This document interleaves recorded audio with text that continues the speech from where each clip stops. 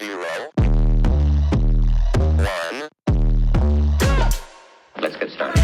And welcome to Beyond Top 10 Tennis. My name is Dr. Ashley Berge, and I'm your host. If you're not familiar with my work, would like to learn more about it, head on over to AM8 International, the first tennis lab of its kind worldwide that is centered on delivering top 10 tennis rankings and is 100% backed by science. And I'm the author of 14 books behind multiple theories. I've been an elite coach for over 20 years and work with athletes around the world, Europe, the United States to Australia. I'm also the world's leading authority in this space, coupled with my research and my extensive coaching background, being responsible for landmark findings to deliver the next generation of play.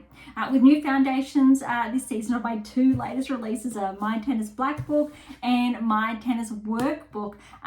This season is like none other before. So as always, buckle in and enjoy the ride. Welcome to another edition of Beyond Top 10 Tennis.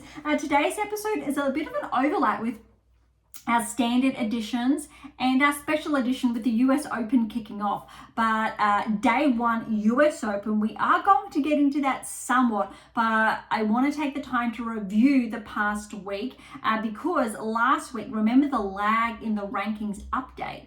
So we're going to touch on that as well as the new rankings that just came out this morning. We'll talk about the seedings, we'll talk about the draw as well, but also the smaller events that just wrapped up over the weekend as well. But look, if you've been with us for some time now, thank you so much. You know what we're all about. If you are new, look, track back to those early episodes, but these are actually your perfect starting point. Your workbook, you should be filling that in every single week, filling that in, all the pages. It's there designed for you. That one came out in March. This one's December. This week, actually, you should be up to week 4. You're actually up to week 4 this week. Of block 8 tasks. I can't believe we're already at the end of block 8. That is, mind you, it tracks because US Open is here, and I can't believe the US Open's here as either. All right, so really quickly today, I'm going to try to squeeze in as much as possible because a lot has happened over the past week with the US Open, draws, players, etc. So WTA Tour is here. ATP Tour is over there. US Open will come back here. We're going to save that for the end, but we're going to kick off first. Cincinnati. I shared with you last week, Alcaraz over Sinner. Sinner had to retire. Swiatek Paolini was live and it was still going when we wrapped up last week's episode. So for those who are not familiar, Swiatek over Paolini 7-5, 6-4. And we saw the switched in the rankings. Swiatek up to 2, Golf obviously back to 3. I'm excited because the rankings are starting to align with certain trajectories as well. And it's starting to happen on the ATP Tour as well, but we will get to that later. I really want to wrap this up first. All right, so 2 smaller events were on the WTA Tour last week. So we'll start with the 250, so in Cleveland. Samsonova was the first seed. I'm going to skip over the scores. Just look at those players. We'll go through it round by round really quickly to begin with. And yes, no preamble today. We're diving right into it so I can squeeze in as much as possible because we're going to have a really busy fortnight. All right, Samsonova over Dolhide straight sets. Wang upset Stearns in 3. So Steyer over Uchijama, which is really interesting because of Uchijama's already caused an upset for day 1 of the US Open. Teichmann over Boyson in 3. That's interesting because remember, obviously, Lois Boyson, French Open. But look, he still went to 3. Lies over Joint. That's actually a really big upset. Lies has been starting to track. Whereas Joint, she skyrocketed up the rankings in the last probably 2-6 months. She's just been going strong. But she's had a couple of earlier drops, maybe that really essentially correlate with her ranking opposed to those standout results. So it's not that surprising, but still, Liza's ranked actually, I'll say, further back than Joint when you're looking at the key correlations, if it's relative or not. So that is actually a very good win for Liza. Polonina Kudermetova over Scott, straight sets. Zakharova over Birol in 3. Baptiste over Roos, straight sets. Sierra over Cartel in 3. That's an upset there. Jackie Moe over Zhu, straight sets. Lee over Stabatseva, straight sets. Jovic over Podpova, straight sets. That's an upset. Bulter over Yuan, straight sets. Gulbik over Bronzetti, straight sets. We've got Gibson over Minen, and that's an upset there. I'm going to call that straight sets. And Wang's the second seed, so she got through over Lamens in 3. Yes, I'm going quickly because we have a lot to cover today, and so bear with me. But also for those who like to follow closely along with the scorelines, I don't want to leave this out. I want to tidy it all up. All right, so Samsonova over Wang, straight sets. Noteworthy, Yafan's Wang performance over Navarro first round. Keep that in mind for the US Open as well. Still, Samsonov got the win, 2 and 4. So Steyer over Teichmann, straight set. Lies over Polonina Kudermetova, straight sets. I'm going to call that an upset as well. Lies, she's starting to find that game. But also remember, Australian Open, Lies broke onto the scene, had that match against Swiatek. I believe it was, obviously Swiatek got the win, but she did upset some big players to begin with. I'm not too sure. They're not coming to mind because it is August. But she did make that mark, kind of like how Iala made her mark at Indian Wells. So those two players are one to watch, although Lies hasn't, say, shifted hugely up the rankings like Iala, but she's definitely, I would say, has that momentum behind her. Baptiste has fallen to Zakharova. That's an upset, straight sets. Jackie Moe over Sierra, straight sets. Lee over Jovic in 3. Gulbik over Bulter in 3. That's an upset. I'm curious to see how Bulter's going to do at the US Open. And Wang over Gibson in 3. Which brings us to the quarterfinals. Noteworthy, quarterfinals, you have the first seed and second seed left in the draw. That's it. Stayer's taken out Samsonova, 4 and 1. Seed gone. Zakharova got a walkover over Lies. That's interesting because Lies obviously is in the main draw. Let's see. I'm not too sure what the injury was. Hopefully she recovers. Lee over Jackie Moe in 3. Wang, so second seed, took out Gulbik in 3. So semi-finals, just the one seeded player, the second seed. You got Steyer over Zakharova, straight set. And then Lee over Wang in 3. No seeded player for the final. So Steyer notched another title. Definitely not her first, but I think it's her first in a while. Could be her first this season. 6-2, 6-4 over Lee. So well done to Steyer. Let's see if she can ride that momentum. I haven't looked at the draw yet, but keep in mind when we do have a look at the draw, if Steyer can keep that momentum. First round, second round, maybe it'll be in her favour, but sometimes we do see players who perform really well in the lead up and they're playing this closely. Sometimes they drop. So they've already peaked and they haven't been able to maintain that. So when Cincinnati obviously finished, you've got a couple of days or 5-6 days-ish, if you're lucky, to rest. Sure, Swiatek went and immediately played mixed doubles. There's been a lot on that. We won't dive into that. That was a lot of fun if you watched, if you're not. But I'm not going to deviate from the discussion purely because we primarily focus on singles. And the why behind that is because all the data, all the research, everything behind AM8 International is singles and top 10 rankings, and everything is behind that. So if you're listening and you want to win a Grand Slam, you want to get to the top 10, you're wondering why you just got bumped out of the top 10, you want to get back into the top 10, that's what it's all about. Opposed to if you are a doubles player, I'm more than happy saying that I can help you specifically excel in your singles game, reach that next level. But as far as doubles is very different, and I really want to give it to, I think, Vasori and Arani winning the title over Swiatek and Rudd. I think went to show that doubles players is a game in and of itself. Even though two phenomenal singles players got so close, keep in mind the singles rankings of Vasori and Arani are nowhere near Swiatek and Rudd. Obviously, Arani's been a Grand Slam singles finalist previously when she was at her peak, but I thought that was a really interesting pairing up. Looking at some exceptional doubles players, some exceptional singles players that are playing doubles, and how they're able to toe the line. Whereas obviously in singles, it probably would have been a whitewash, but in doubles, that they did get over the line, and I think it was a really exciting way of looking at it for those who may have not viewed doubles as the sport that it is.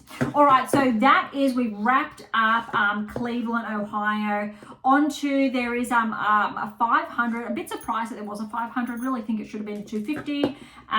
So Monterrey, Navarro was the first seed and Alexandrova the second seed. Really quickly here, I'm actually really happy with this result because it's going to tell us some interesting things. All right, Parks over Buska, straight sets. Shramkova over Rodriguez, straight sets. Fernandez over Christian, straight sets. I really like that for Fernandez because Layla had a couple of earlier exits after, I'll say, how well she did in Washington.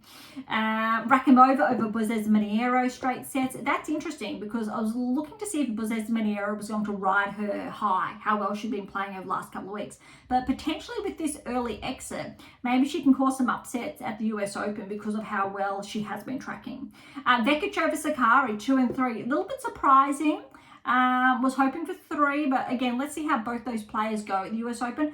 Vekic has a very tough first round, but we'll get to that later. Mertens over Blinkova, straight sets. Ruzikova, Pavlyuchenkova, that's an upset, straight sets. Kokuresha over Jinjin, straight sets. Buskova over Sonmez in 3. Noskova over Sun, straight sets, but back-to-back tie breaks. Maria over Bondar, straight sets. Tomljanovic over Zarazua in 3. Keep a note of Tomljanovic because she, I believe, has Gore first round US Open. And remember, those who are not familiar, Tomljanovic took out Serena Williams in her last ever Grand Slam match at the US Open. So Tomljanovic actually has it in her to cause upsets. All right, sticking to the draw, round 16. Navarro's in action, first match back, but Parks upsets Navarro 4-6, 6-3, 6-2. I think it's really noteworthy to note again, Navarro, US Open, that first match. Also, look, I actually don't know the score. I know the first set score. Yafan Wang, Navarro just got over the edge. That was so tight, that tie break. But we'll get back to that later. Shramkova over Fernandez, that's an upset. Shramkova in 3. Fernandez, though, has already won her first round match at the US Open, so that's good. Schneider over Rakimova, straight sets. Mertens is upset. Well, it's not an upset, but still over Vekic, straight sets. Ruzic over Kokuresha in 3. Buskova has upset her dad Mia, straight sets 3 and 4. However, remember Buskova, she had a peak a few weeks ago. And I'm not going to be surprised if Buskova is slowly making her way back inside the top 30. I definitely think she has that capacity. Noskova over Maria, straight sets. Alexandrova over Tomljanovic, 4 and 3. All right, quarterfinals. Look, 50% seeds, 50% not seeds. Parks over Shramkova, straight sets. Schneider has taken out Mertens in 3, but look at this scoreline. 3-6, 7-6, 7-6, 8-6, and 7 for those tie-break scores. Wow, that's huge. Well done, Schneider, but Mertens kept the pace. Buskova over Ruzic in straight sets. And Alexandrova over Noskova, very even in 3, 7-6, 4-6, 6-2.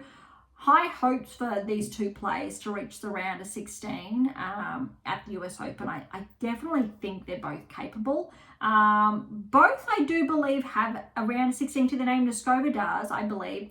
Alexandrova as well, but that's going to be interesting, actually. All right, semi-finals. Schneider over Parks. Okay, as anticipated, but Parks has actually reached a new high. 6-3, 7-6, tiebreak 10-8. And then Alexandrova over Buskova. Look, Alexandrova got that first at 6-3, then Buskova retired, unfortunately. Really hoping Buskova is good for the US Open because I think if she rides that momentum, she could finish the year very strong.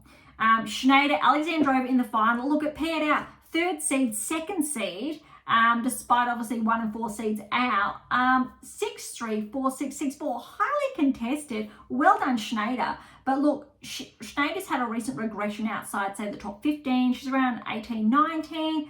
I think this will bump her back close towards 15 and really see, because look, this time last year, thought maybe Schneider could get inside the top 10, just maybe. Hasn't had, say, the standout season so far this season as she had last season. But I think with this momentum, maybe also what I noticed, interestingly enough, Serena Williams' former hitting partner, Sasha Berge, if I'm pronouncing that correctly, has worked with Osaka for her first 2 Grand Slams. Other players, but hasn't really, I think, latched on to a player long-term over the last few seasons that I'm familiar with. Looks like he's teamed up recently with Schneider. I didn't read about it, I just saw, and I think that's really interesting. And I think that could be a really good pairing. So I am going to pay a bit of attention to that to see, because we know what Sasha's been capable of in the past. Hasn't always worked out with those who's worked with, but that'll be really interesting. All right, rankings, here we go. We're going to kick off with last week's rankings, because I was not expecting them to actually update their rankings today, and they actually did, which is a little bit unusual. All right, so going off last week's rankings before this week's. At 100 is Zakharova, so she's firm at 100. I'm going to pay attention to the bigger movers, all right? So Tomova's up 5, back inside the top 100, or maybe she's just inside. I'll say back inside, 97. Evanesian's taken a bit of a hit, 26-point regression to 95 in the world. Keep in mind, Uchijama is back 3 to 92, and I'm sharing that because of her first round upset. Yuan, up 10 places to 88 in the world. Kokureto's back 9 to 87. Gracheva is up 20 places to 83 in the world. Welcome to the top 100, Gracheva. Ito's up 12 to 82. Jovic's up 12 to 76. Really just focusing on the bigger movements, because a lot of movement. Siniakova was really unfortunate that she wasn't able to play the mixed doubles. I thought, even though Sinner withdrew, understandably, I really would have hoped that Siniakova had a partner in the doubles. It didn't add up. But well done singles wise. She's up 8 places to 65 in the world. Krejcikova, she's up 19 places to 61. That's great. Lies, for perspective, she's up 2 to 60 in the world. I think that's a career high. Looking for the big ones, because there's a lot. Putintsva's back 8 to 54. We've got Stearns is up 6 to 47. Not her high. She's been higher than that a few weeks ago. Pavlyuchenkova is back 11 to 44. Fernandez is, that's surprising. She's back 7 to 33. So I think she's just going to get a seeding, maybe, because Zheng is out, and I think there's another player that's out, for example, that might bump her up, just maybe. But we'll have a look at that later. Veronika Kudermetova, she's up 10 places to 26, which means she will be seeded for the US Open. That's a huge turnaround, considering how she started the year to now. She's probably one of the best movers so far this season. Schneider's back 2. But it will change when we look at the next set of rankings that came out today. A lot of movement, just the 1s, 4s, minor. But look, Badosa, we were expecting this. She's back 4 places to 16 in the world.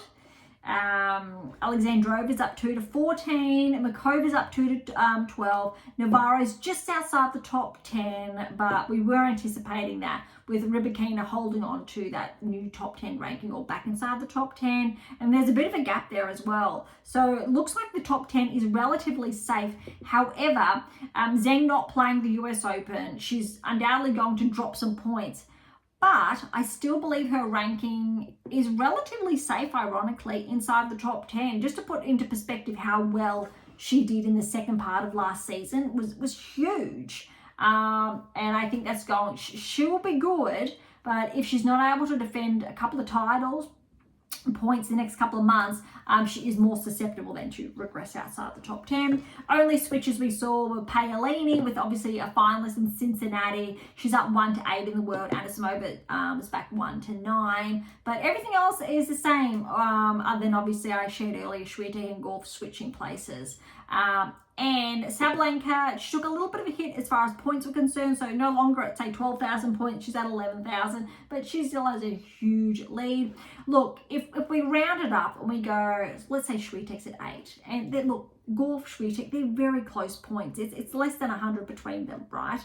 8, 9, there's 3,000 points. For argument's sake, let's say Sabalenka falls early, doesn't defend her crown. Let's say a couple of titles over the next, 4-6 weeks, she doesn't defend them.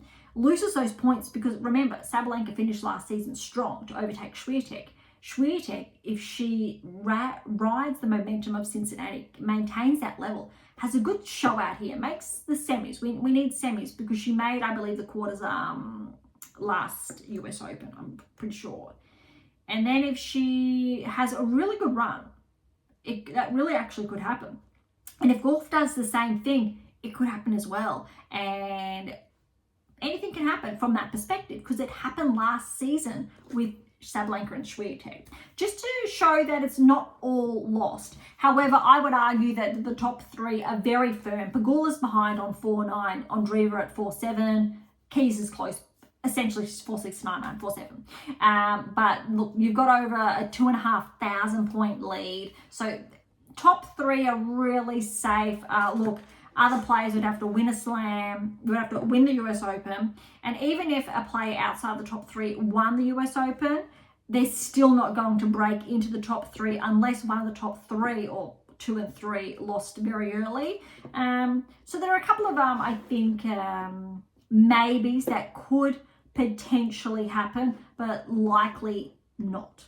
All right, let's go really quickly and look at the live rankings that were literally updated within the last couple of hours. Starting at 100 again. Look, Yuan, she's actually back 12 points to 100. So again, fresh rankings right now, courtesy of the events that were the past week.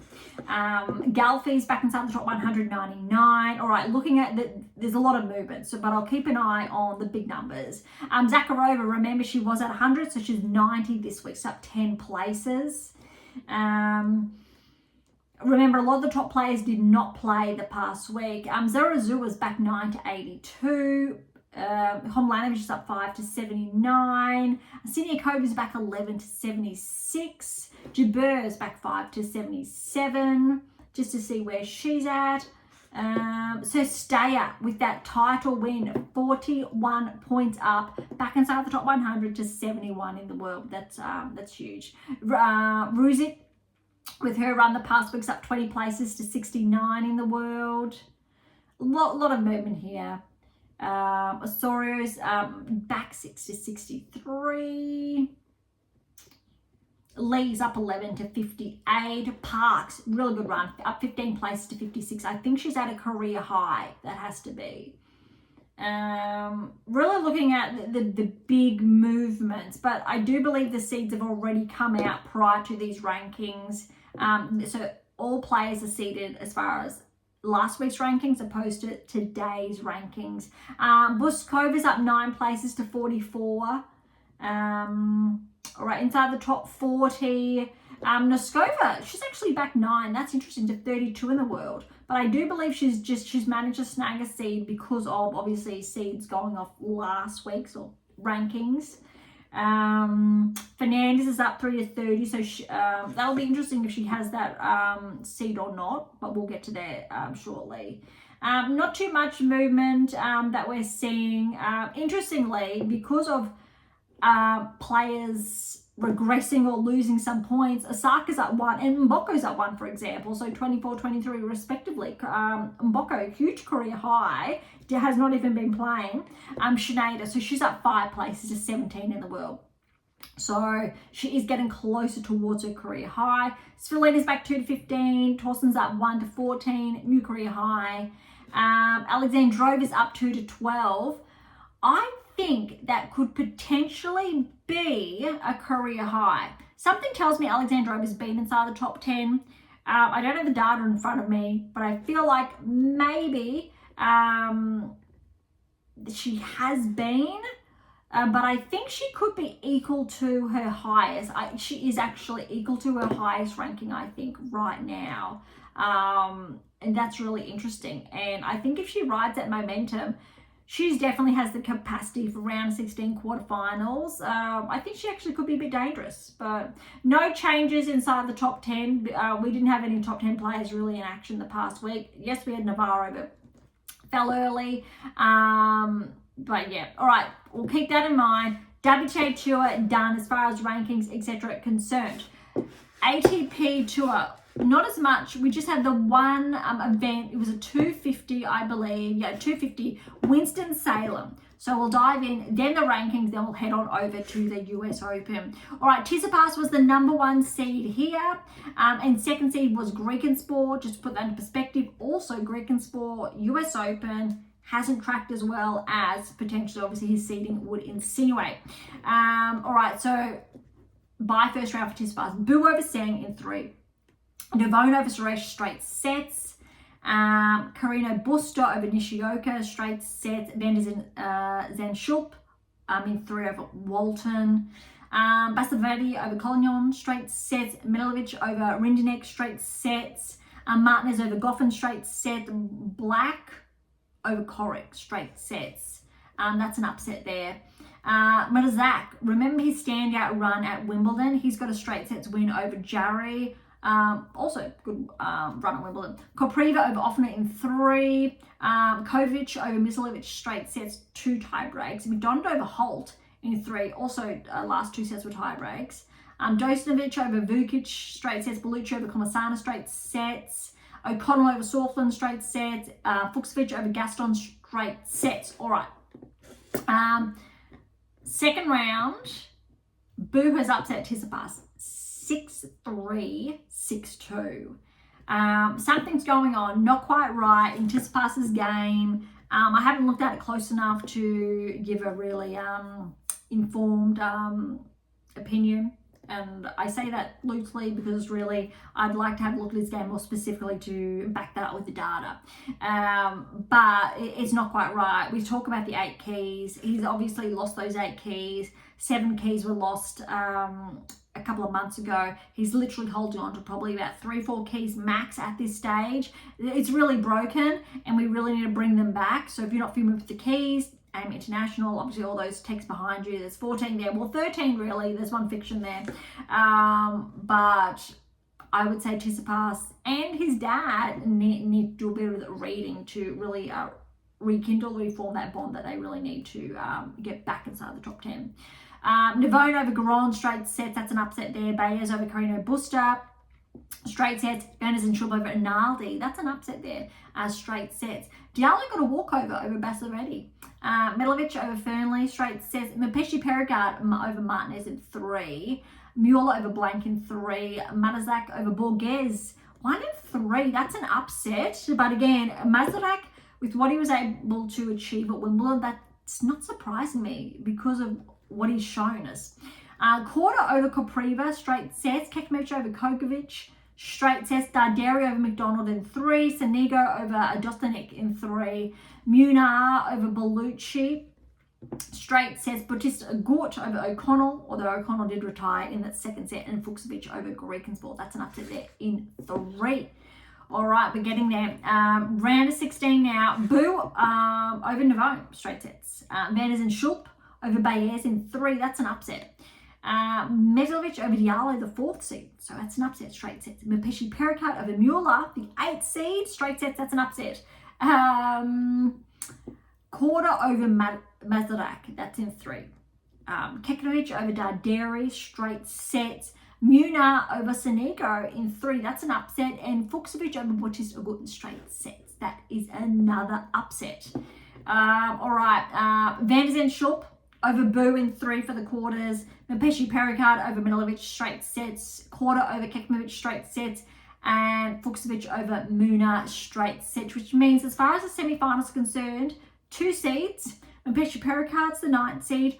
Korda is the 11th seed, but no seeds made it to the finals. Venus and over Mapeshi Pericard 6-4-7-5, and Fucsovics got a walkover over Korda, and it served him well because as far as the finals concerned, Fucsovics got the win over Venus and 6-3, 7-6, 7-3 in that tiebreak. Well done, Fucsovics. That is a very, very big turnaround. I think that's his first title of the season, let alone has to be his first title in a while, if not his first in a while. So well done to Fucsovics. That's huge. All right, over quickly to the rankings. And again, we're sharing the rankings from last week, but they're really from 5 days ago because the rankings, remember, weren't updated till Tuesday, Wednesday last week. I think it was Wednesday, actually, in all fairness. So these new rankings are really only account for the last 5 days. All right, last week's again. Taberner's back 17 to 100 in the world. Svincina is up 17 places to 98 in the world. A 22-year-old from Czechia. Well done. That is a new kid on the block. All right, Hajaka's back 12 to 96 in the world. Brooksby's up 10 to 91. Sorflin's back 10 to 90. Shevchenko's up 13 to 89. And Nishikori's back 23 to 88. Korda, he has taken a huge hit lately.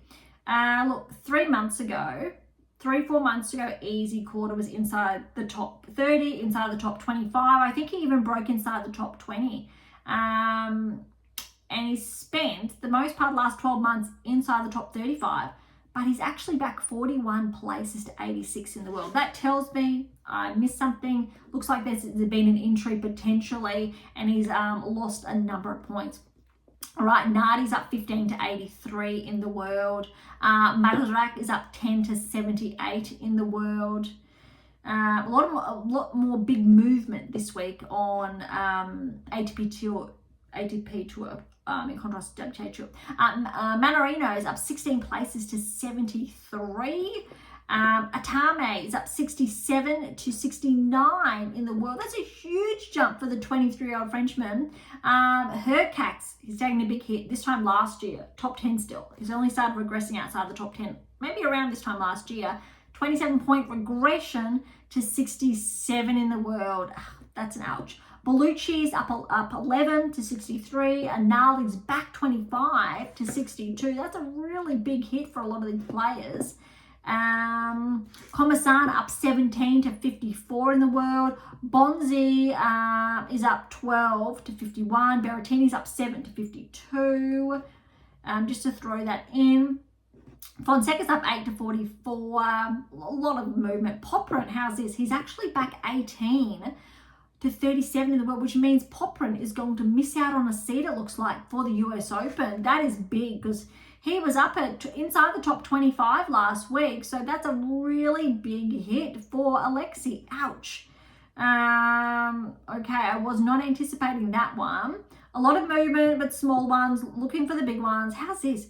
Dimitrov's actually back 4 to 25 in the world. And because he's not playing the US Open, he may regress even further. But look, very similar. I spoke about this, and it's again in your black book, that we would see that this season, last season on the WTA Tour, we saw a lot of top 10 players regress.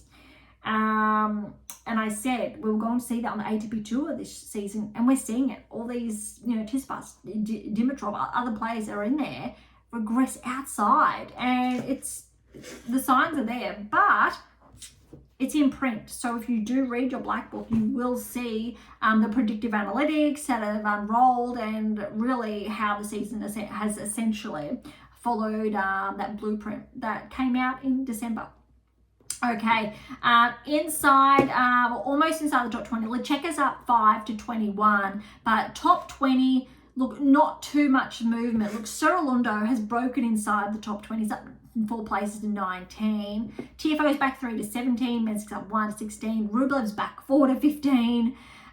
Paul's up 2 again to 14. Medvedev's up 2 to 13. Rudd's up 1 to 12. And Rune has bounced out of the top 10 again, which is not that surprising. So back 2 because Kakanakov. All right, this makes me very happy. Why? Because I spoke about this last episode. Kakanakov deserved to be inside the top 10. He's been tracking. He's one of the players who's flown under the radar all season, been really consistent, especially in the last 4 to 6 weeks.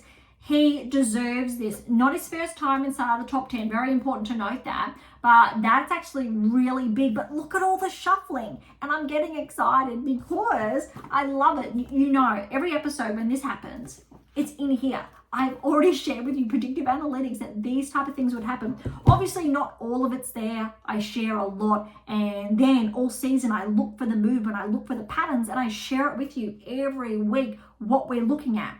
And again, it reinforces that if you're a player that wants to shift, gain that momentum, get inside the top 10, have your chance around a 16 quarters, semis progress, these are the analytics, which are backed by the technical parameters, the indicators you need to implement into your game to make these inroads, these movements. All right, Mazzetti's at 10. Look, he looks 200 points-ish leading Rune, but it's going to be interesting. I think there's definitely going to be some bumps outside the top 10 after the US Open, but also maybe we'll have another barrier breaker this season.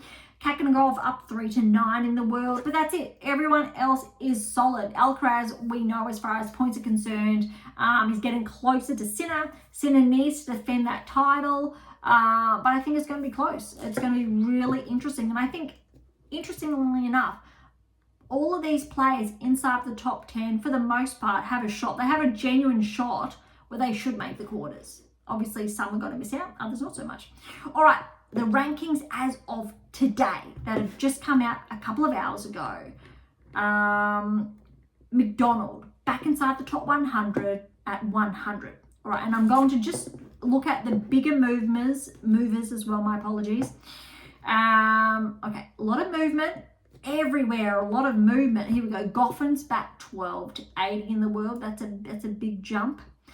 Quarters up 11 to 75 in the world. And look, he got a few wins at Winston-Salem. Venezan Schupp is up 19 places to 73 in the world, again, because of the past week, how well he played. Fucsovics with his title is up 31 places to 63 in the world. That's huge. Well done, Fucsovics, again. It's huge. Medvedev is up 8 places to 57 in the world. Sinigo's back 11 to 46. A lot of movement. I'm really looking for like the big jumps. We're inside the top 30 now and there's no movement. How's that? So Greek and Sports inside the top 30, just up 1. Nakashima's up 1 to 31. Mitchelson's back 2 to 32. But no movement inside the top 30. How's that? That just goes to show the players that really took a break the past week. Top 10 has stayed the same, so no movement. More actually movement in that ranking range on the WTA Tour, I'll say opposed to ATP Tour. That is interesting. All right, so that is also done as far as WTA Tour, ATP Tour matches done. So we're focusing right here, right now, US Open, starting off with the women's singles. We've got a couple of matches that have been played out. I'll give you an update on all of those ones. Obviously, they're still going. I think we're like halfway through day 1. Keep in mind, Beyond Top 10 Tennis is based in Australia, so I am working on Australian time opposed to New York time. So there is a bit of a lag. But as far as I think if I've done it correctly, look, it's probably heading towards the night session now, or we're getting there. All right, so Sabalenka got through Masarova 7-5, 6-1, but she was pushed, although that second set, she just played her game.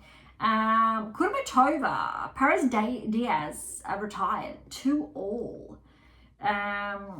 We'll quickly do the scores, then we're going to focus on the draws. Fernandez over Marino, 2-1. Good one for Layla. Sun over Sorio, 6-4, 2-6, 6-love. That's a good one.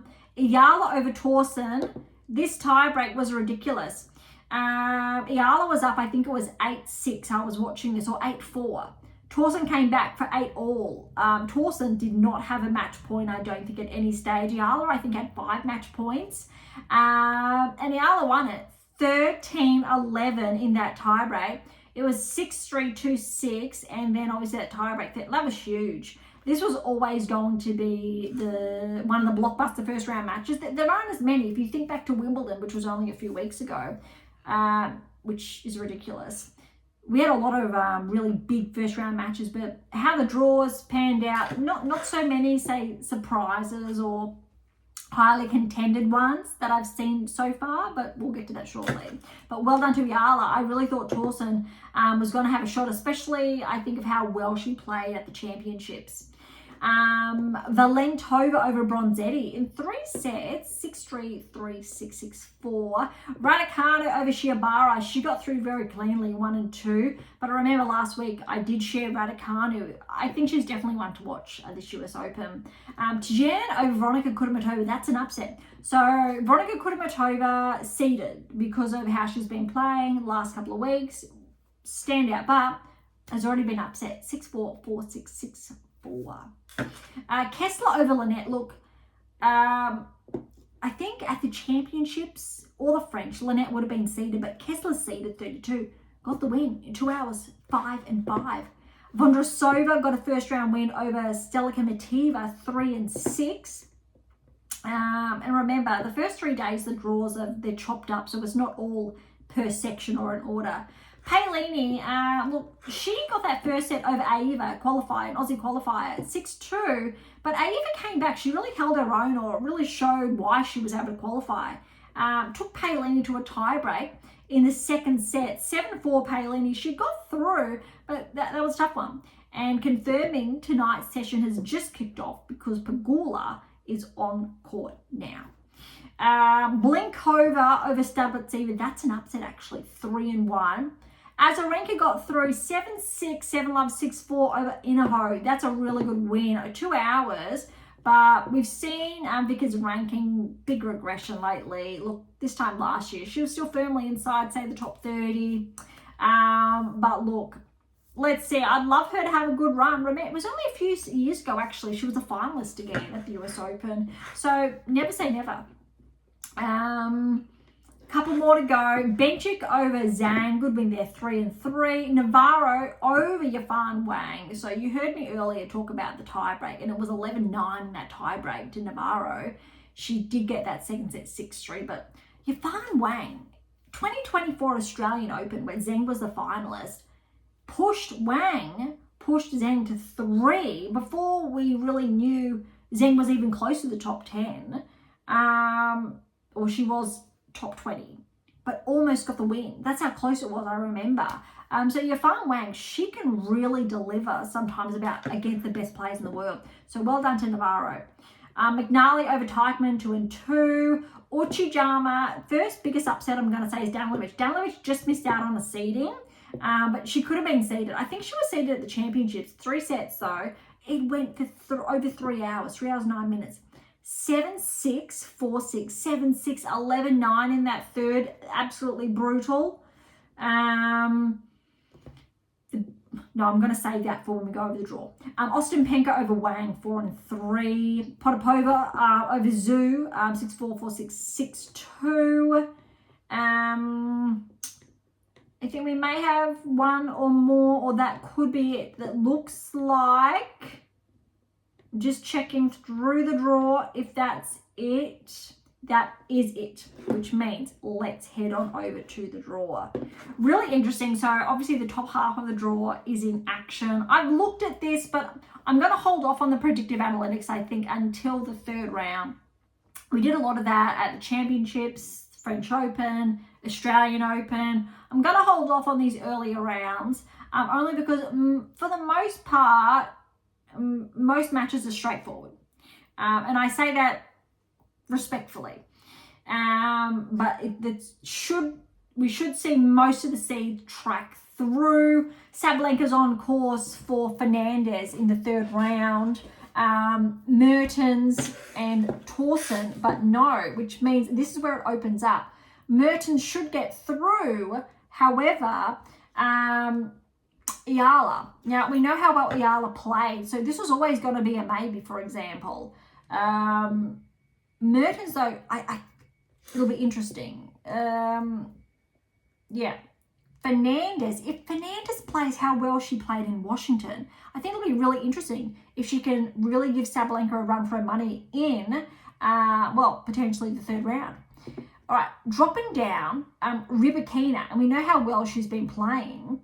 She potentially has Raducanu in the third round. And now I think that's exciting. Rybakina Raducanu will be one of the biggest third round matches potentially, because Veronika Kudermetova is out.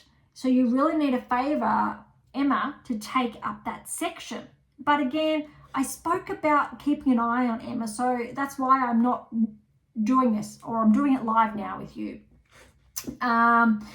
This draw's open. Kessler's the 32nd seed. Vondrasova's got a big opportunity here to get the win, to get through to the third round. Let's see how well she's playing.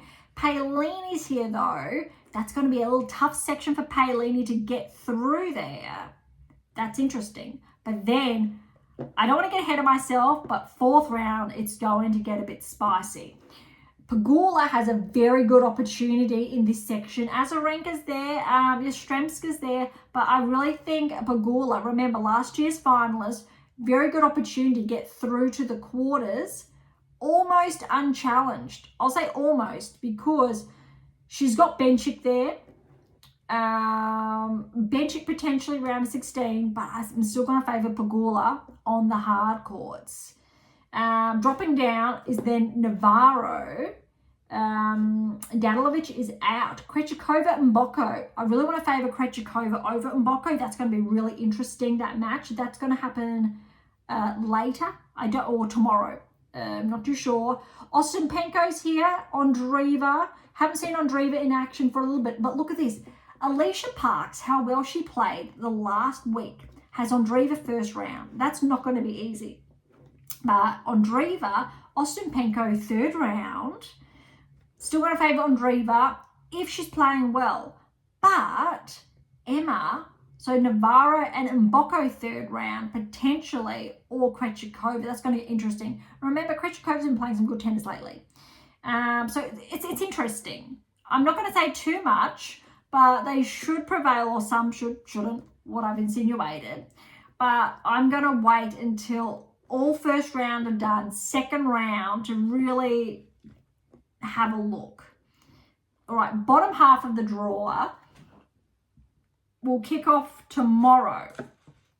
But keep in mind, Sabalenka's section of the draw has Andreeva in it and Pegula, so we will not see a rematch of last year's final. Likely, we will see potentially Sabalenka, Pegula in the semi-finals, best case scenario, but Paolini's in this section, Andreeva's in this section. They're probably the biggest ones, and Rybakina to watch out for. Torsen's gone. Swiatek's section, a bit trickier because she's on a collision course potentially with Gauff for the semi-finals. But Keys and Gauff are on a collision course for the quarterfinals. Anisimova, Swiatek for a rematch of the Wimbledon final in the other quarter. That's huge. This draw, I think, is a lot bigger from that perspective in contrast to the top half of the draw as far as players tracking. However, Raducanu, if she stays on her A game, I want to see a quarterfinal potentially between herself and Sabalenka. But she needs to get past Paolini. Paolini, how well she played in Cincinnati, that's a different story, different discussion. All right, bottom half of the draw. Keys, look, could have Kvitova second round, but still need to give it to Keys. Kostyuk's there, still favouring Keys. Noskova, Makova, but that's the biggest match of first round will be Makova and Venus Williams. That'll be exciting. Lies, keep in mind how well she's been playing. And Noskova, they could meet a second round. That could be interesting. Could be a little bit of an upset. Garcia's in here, but it looks like she'll be playing her last US Open. Kasatkina and Osaka, so Osaka's seed again. Osaka and Kasatkina could be meeting in third round. Look, Stearns is not seeded now. Fretch is seeded. Could be an upset there in the second round. Vekic has Bozes-Meniero first round, but she did get the... no, they haven't played. That's going to be interesting because Bezeminero has been tracking. Anisimova looks like should, but Joint is there. Collins is in this section and Kennan, but I'm still going to give it to Anisimova. Haddad Maia could be upset. I'm going to say could be upset, although Haddad Maia made the quarters, I believe, last year at the US Open, so does like the hard courts. Sakari's in this little section. Svitolina, Haddad Maia, third round, let's say. A good opening for Svitolina to make the fourth round. Alexandrova, though, you've just heard how well she's played the past week. She is on track to meet Swiatek in the round of 16. Look, Schneider's in there, though, and how well Schneider's been playing, she could meet Alexandrova in the third round, still the 20th seed. Keep that in mind. So these seeds are from last week's rankings, not today's rankings. Very important. Kalinskaya, though, is on track to meet Swiatek in the third round.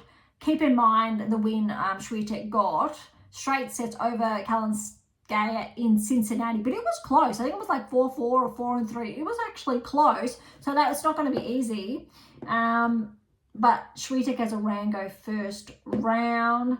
That's actually, yep, everything looks okay. I'm not too nervous in these earlier ones, but I actually think when we look at the third, fourth round, things get really interesting.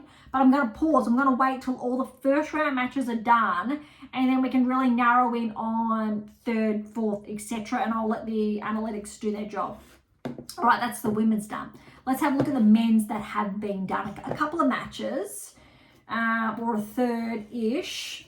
Not quite, because we've still got a couple that are finishing up, or in the next, I'll say 2-3 hours, that are left of play.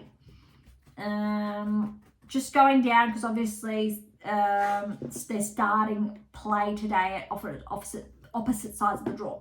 All right, Djokovic got that win over Teen. That was tough. I was really rooting for Teen.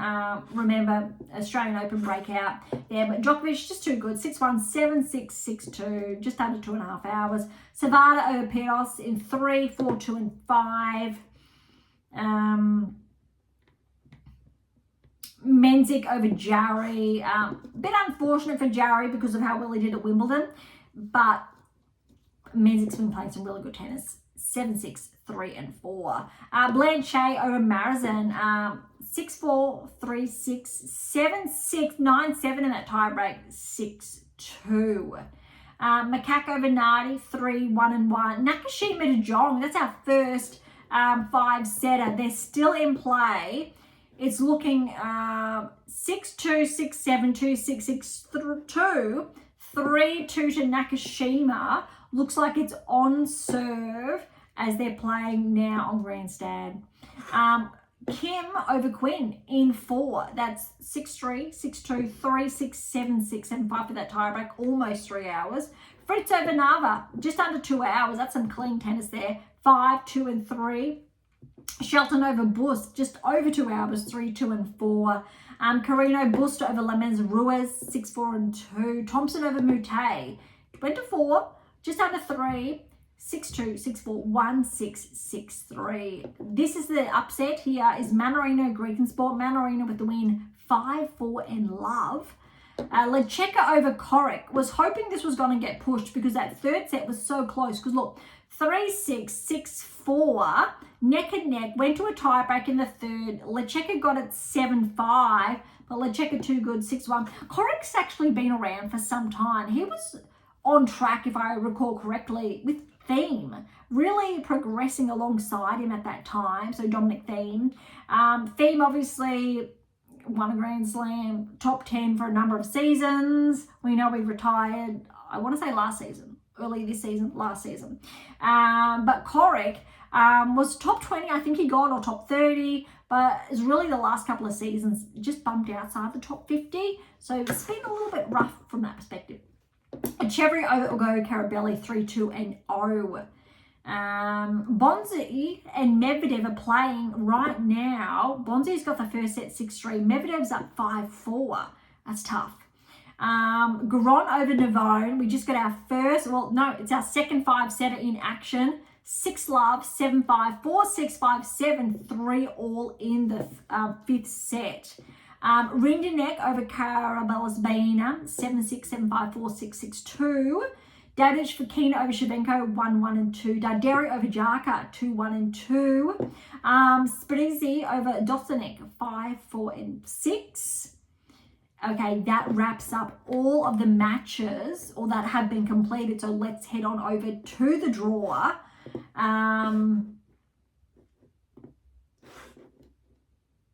All right, here we go. Here's the draw here. We're going to start with the bottom half of the draw because that's where the action has started, so the live play.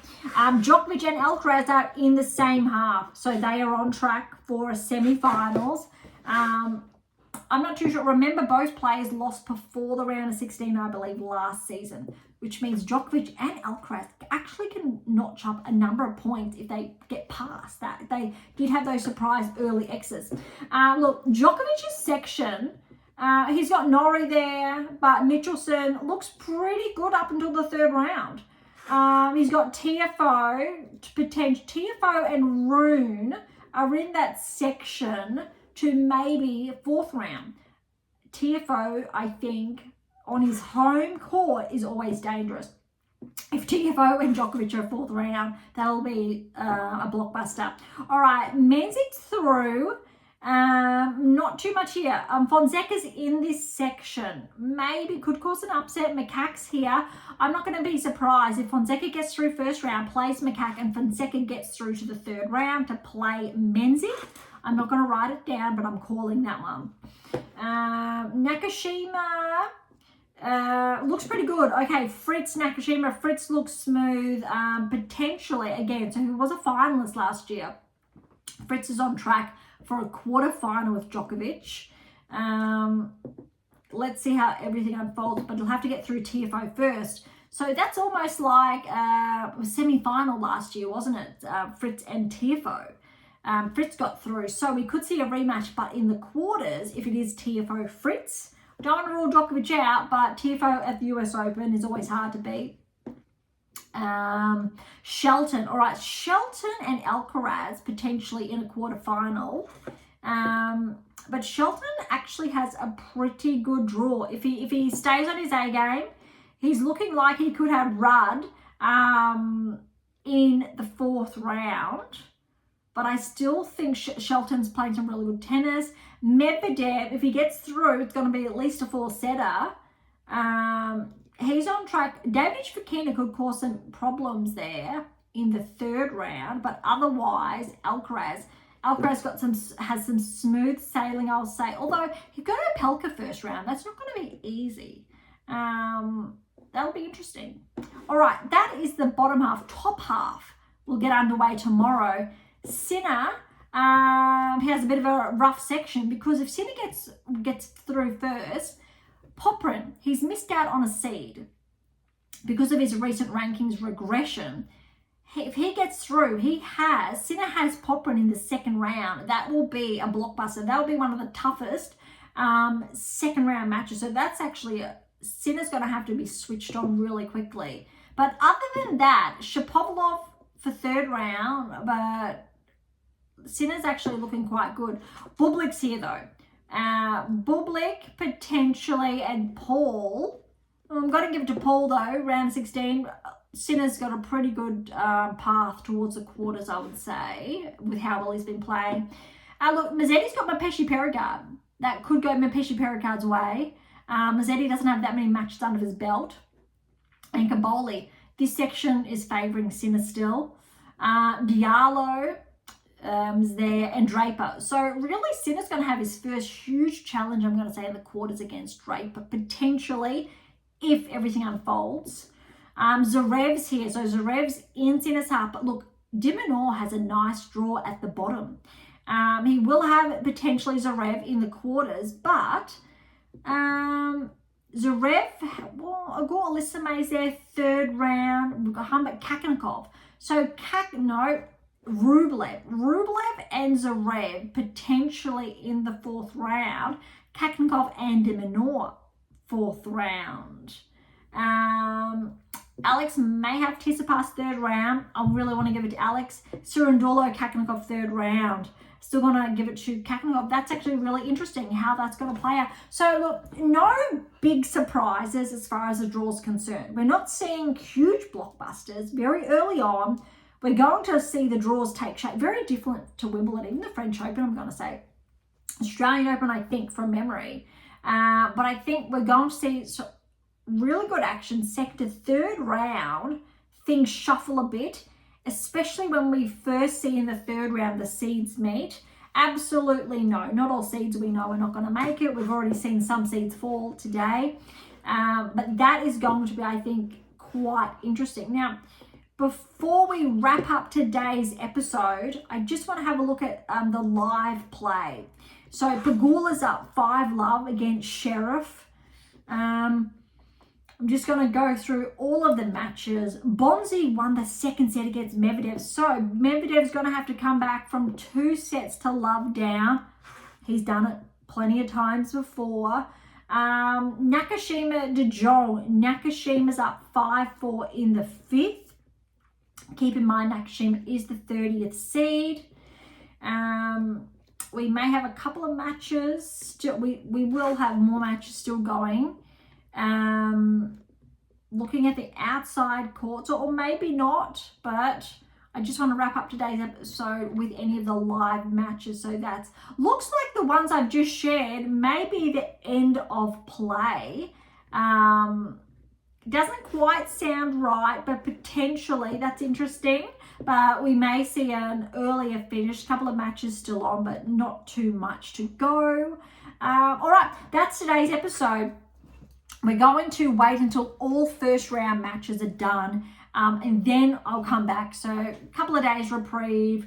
I'll see how the draw's going, second round as well, so we can really dive into from the third round onwards. I'm really looking forward to that, and we can share some analytics in as we go, players, their performances, how they're tracking, etc. So thank you so much for listening. To grab a copy of my brand new release, My Tennis Workbook there, or My Tennis Black Book, Federer, Nadal, Serena, Djokovic, head on over to AM8 International or Amazon, so irrespective where you're based in the world. For any comments or questions, head to AM8 or Topic Thread, or leave comments directly on our YouTube or Spotify. To interact with Beyond Top 10 Tennis, catch up on our blogs, or sign up to my newsletter. All links are in the episode notes, as well as how to access Big Octopus books to Spruik. And if you enjoyed today's episode, please subscribe, like, share, and all of the above. Beyond Top 10 Tennis exists for you, so please consider sharing us near and far. And if you're serious about heading towards a top 10 ranking, want to know what your game is missing to secure that maiden Grand Slam or more, don't be shy and come and say hi. All right. On that note, thank you so much for listening. I am so incredibly grateful. I'm your host, Dr. Ashley Morgan Berge, and this is Beyond Top 10 Tennis.